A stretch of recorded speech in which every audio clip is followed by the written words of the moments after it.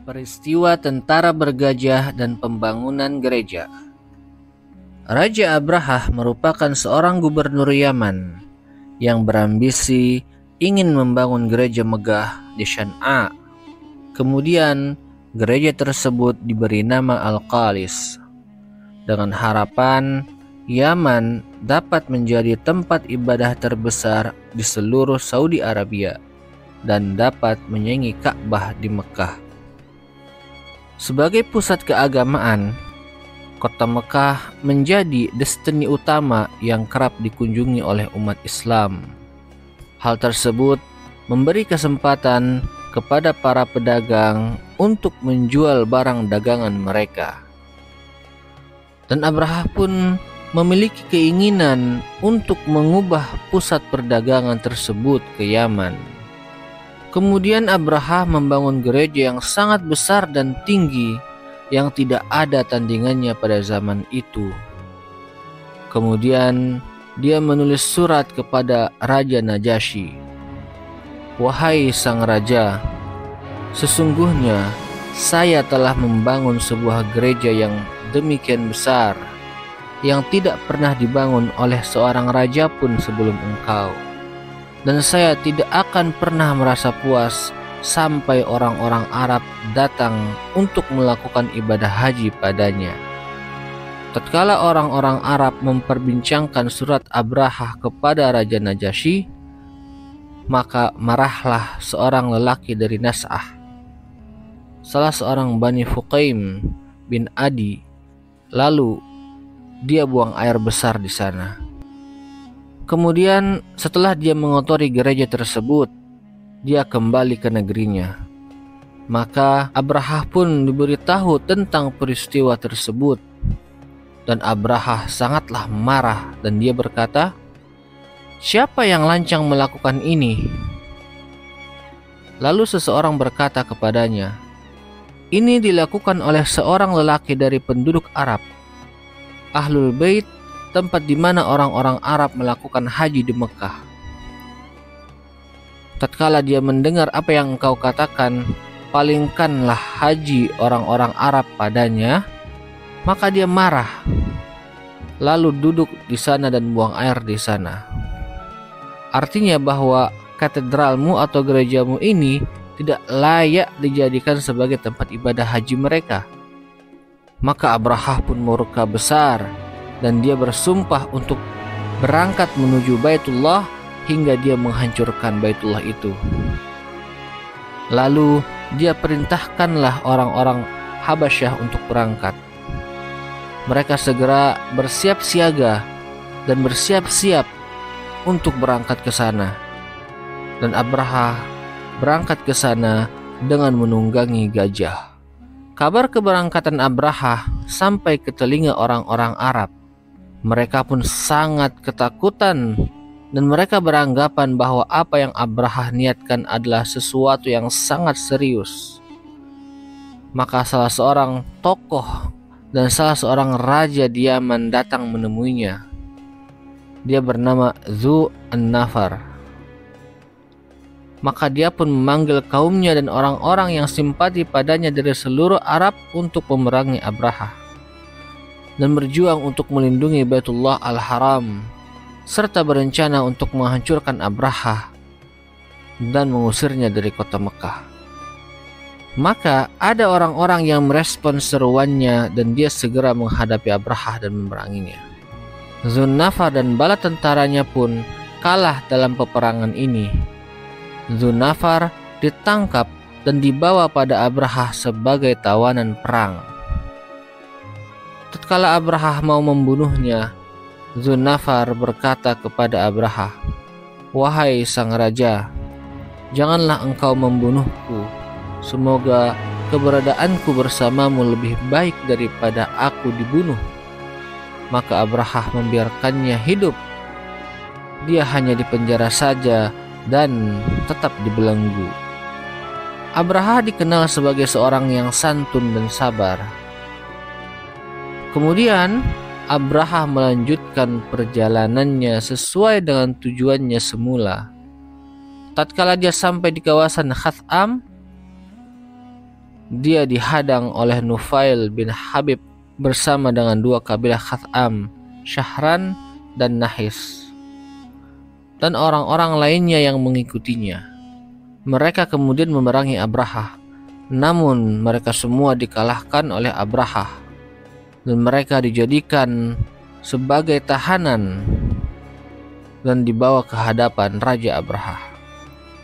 Tatkala Abrahah ingin membunuh mereka, Nufail berkata kepadanya, "Wahai sang raja, janganlah engkau membunuhku, karena aku bisa menjadi petunjuk jalan bagimu ke negeri Arab. Inilah kedua tanganku sebagai jaminan bahwa 2 kabilah Khatham, Syahran serta Nahis menyatakan tunduk dan patuh." Maka Abrahah pun membiarkannya pergi. Lalu dia keluar dan memberikan petunjuk kepada Abrahah. Tatkala melewati kota Taif, dia segera dihadang oleh Mas'ud bin Muttalib bersama dengan orang-orang Thaqif. Mereka berkata kepada Abrahah, "Wahai sang raja, sesungguhnya kami adalah hambamu. Kami akan mendengar apa yang engkau katakan dan kami akan mentaati semua yang kamu perintahkan. Rumah kami ini bukanlah rumah yang kau kehendak." Maksud dia adalah Lata. "Sesungguhnya yang engkau inginkan adalah rumah yang ada di Mekah. Kami akan segera berangkat denganmu dan akan memberikan petunjuk untukmu." Maka Abrahah pun mengampuni mereka. Al-Lata adalah rumah ibadah mereka di Taif, yang mereka puja dan puji, dan mereka agungkan laksana pengagungan mereka terhadap Ka'bah. Maka mereka mengutus Abu Rigal bersama Abrahah sebagai petunjuk jalan ke Mekah, hingga keduanya sampai ke Mughammis. Di tempat ini Abu Rigal meninggal dunia. Orang-orang Arab melempari kuburannya. Tatkala Abrahah tiba di Mughammis, dia mengutus seorang laki-laki asal Habasyah yang bernama Al-Aswad bin Maksud dengan pasukan berkudanya hingga dia sampai ke kota Mekah. Kemudian dia merampas harta orang-orang Tihamah, yaitu baik harta orang Quraisy atau bukan orang Quraisy, termasuk 200 ekor unta milik Abdul Muttalib. Abdul Muttalib saat itu adalah pimpinan dan pembesar Quraisy. Peristiwa ini mendorong orang-orang Quraisy, Kinanah dan Hudzail dan orang-orang yang berada di sekitar Baitul Haram bertekad untuk memeranginya. Namun mereka sadar bahwa mereka tidak akan mampu untuk mengalahkannya. Maka mereka pun membiarkan Abrahah. Abrahah pun kemudian mengutus Hunatah al-Himyari ke Mekah dan dia berpesan kepadanya, "Tanyakan siapa pemimpin negeri ini dan orang yang paling dihormati di tengah mereka. Kemudian katakan kepadanya, sesungguhnya raja kami mengatakan kepadamu, sesungguhnya aku tidak datang untuk memerangimu. Aku datang untuk menghancurkan rumah ini, yaitu Ka'bah. Jika kalian tidak menghalangi kami dengan perang, maka kami tidak perlu menumpahkan darah kalian. Jika dia tidak menginginkan perang, maka datanglah dia kepadaku." Tatkala Hunatah datang ke Mekah dan dia bertanya tentang pemimpin Quraisy dan junjungan mereka, maka dikatakan kepadanya dia adalah Abdul Muttalib bin Hashim bin Abdi Manaf bin Qusay. Maka Hunatah pun menemuinya dan memberitahu apa yang diperintahkan oleh Abrahah. Abdul Muttalib berkata, "Demi Allah, kami tidak menginginkan perang. Kami tidak memiliki kekuatan untuk melakukan itu semua. Ini adalah Baitullah Al-Haram dan rumah kekasihnya Khalilur Rahman Ibrahim alaihi salam. Jika dia melindunginya, maka itulah rumah dia, dan jika dia membiarkannya, maka demi Allah kami tidak memiliki kekuatan untuk membelanya." Hunatah berkata, "Berangkatlah bersamaku untuk menemuinya, karena sesungguhnya dia telah memerintahkan aku untuk membawamu kepadanya." Maka berangkatlah Abdul Muttalib bersamanya yang disertai oleh sebagian anaknya hingga datang ke markas pasukan Abrahah. Kemudian Abdul Muttalib menanyakan tentang Dhu an-Nafar yang tak lain adalah sahabat dekatnya. hingga kemudian dia menemuinya dan mendapatkannya dalam keadaan ditahan. Maka Abdul Muttalib berkata kepadanya, "Apakah engkau memiliki peluang untuk membantu dalam perkara yang menimpa kami?" Dzunafar berkata, "Apa yang bisa dilakukan oleh seorang tawanan yang ada di tangan seorang raja setiap pagi dan petang? Tidak ada bantuan yang bisa saya berikan kepadamu dalam perkara yang menimpamu saat ini. Hanya saja, Unais pengendali unta adalah teman dekat saya. Saya akan kirim surat kepadanya dan menceritakan tentang dirimu. Seraya aku akan membesarkan hakmu. Aku akan memintanya agar dia meminta izin untukmu agar kamu bisa bertemu dengan sang raja. Lalu kau ungkapkan apa yang engkau inginkan. Jika dia bisa, dia akan memberikan pembelaan untukmu." Abdul Muttalib berkata, "Itu sudah sangat cukup bagiku."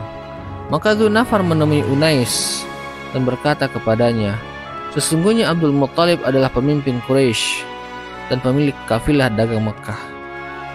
Dia memberi makan pada manusia di dataran rendah dan memberi makanan pada binatang-binatang buas di puncak gunung.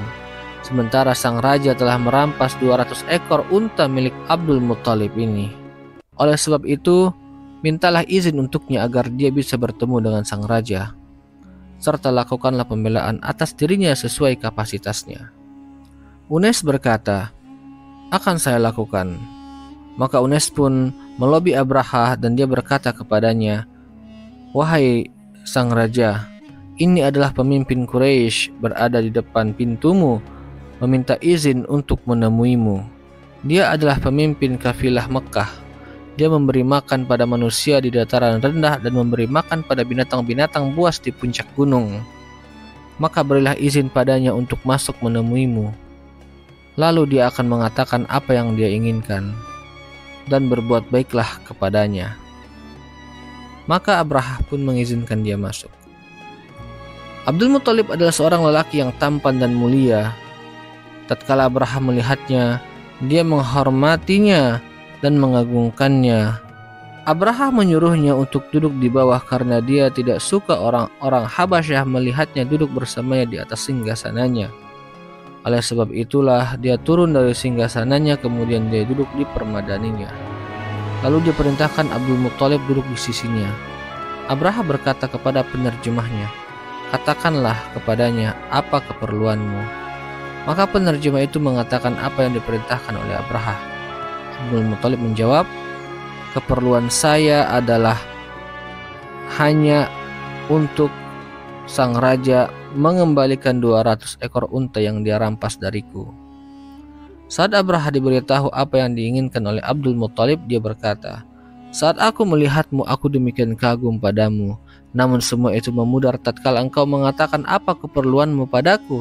Apakah engkau lebih mementingkan berbicara padaku tentang 200 ekor unta yang aku rampas sementara engkau membiarkan rumah atau Baitullah Haram itu dan membiarkan rumah Baitullah Al-Haram itu hancur, yang mana itu merupakan simbol agamamu dan simbol agama nenek moyangmu, yang dimana aku ini datang untuk menghancurkannya?" Maka Abdul Muttalib menjawab, "Sesungguhnya aku hanyalah pemilik unta-unta itu, sedangkan rumah ini memiliki Tuhan yang akan memberikan perlindungan." Abraha berkata, "Tidak mungkin dia memberikan perlindungan dari seranganku." Abdul Muttalib berkata, "Terserah engkau." Sebagian ilmuwan berpendapat bahwa Abdul Muttalib datang menemui Abraha, ikut bersamanya Ya'mur bin Nufasat. Saat itu dia adalah sebagai pemimpin Bani Bakar. Ikut pula bersama dia Khuwailid bin Wasilah al-Huzali. Saat itu dia adalah pemimpin Bani Huzail. Mereka menawarkan sepertiga dari kekayaan Tihamah kepada Abraha dengan syarat dia balik kembali dan tidak menghancurkan Baitullah. Namun dia menolak tawaran mereka. Dan Allah Maha tahu apa yang sebenarnya terjadi. Kemudian Abraha mengembalikan 200 ekor unta yang dirampasnya kepada Abdul Muttalib. Tatkala mereka meninggalkan Abraha, Abdul Muttalib kembali kepada orang-orang Quraisy dan dia pun memberitahukan apa yang terjadi. Dia memerintahkan kepada seluruh orang-orang Quraisy untuk keluar dan meninggalkan kota Mekah serta berlindung dan bersembunyi di puncak gunung karena dia khawatir mendapat gangguan dari pasukan Abraha. Setelah Abdul Muthalib memegang rantai pintu Ka'bah lalu bersama orang-orang Quraisy beliau berdoa kepada Allah Subhanahu wa taala supaya Allah menghancurkan Abraha dan bala tentaranya. Sambil berpegang pada rantai pintu Ka'bah, Abdul Muthalib berkata, Ya Allah, sesungguhnya seorang manusia telah menjaga tempat tinggalnya, maka jagalah rumahmu. Salib dan kekuatan mereka tidak akan pernah menang, maka lakukanlah apa yang menurutmu terbaik ya Allah. Ikrimah bin Amir berkata, Ya Allah, hinakanlah Al-Aswad bin Maqsud yang merampas ratusan unta dalam keadaan terikat. Dia menahannya di antara Hira dan Sabir dan padang pasir, padahal unta-unta itu sedang banyak air susunya. Kemudian dia kumpulkan orang untuk orang-orang hitam yang barbar.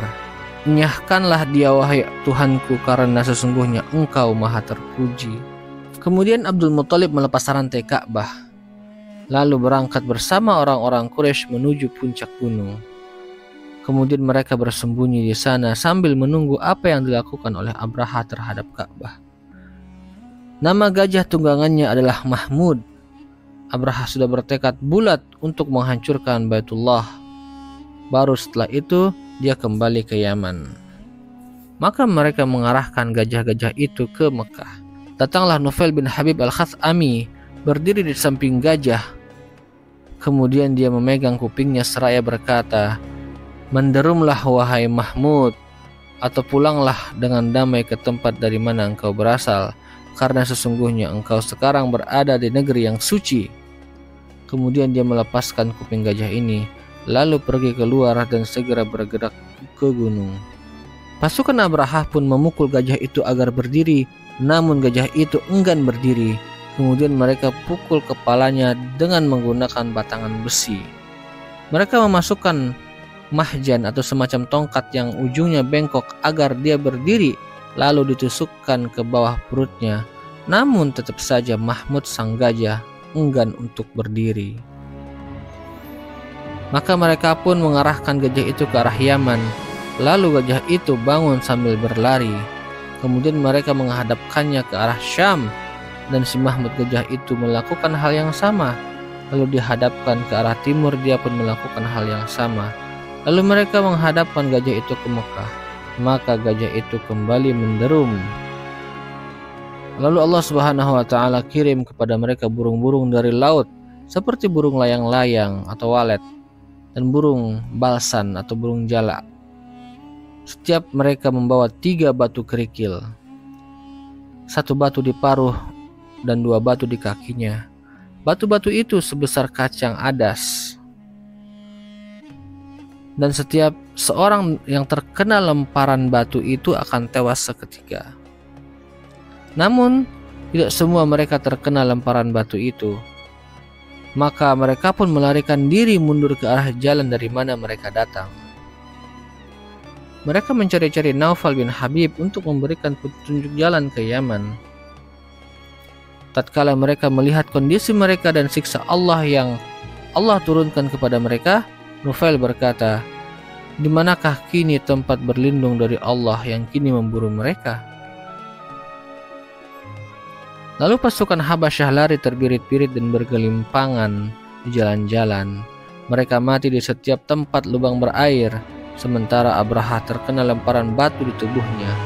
Dia ditandu oleh anak buahnya pergi bersama-sama mereka.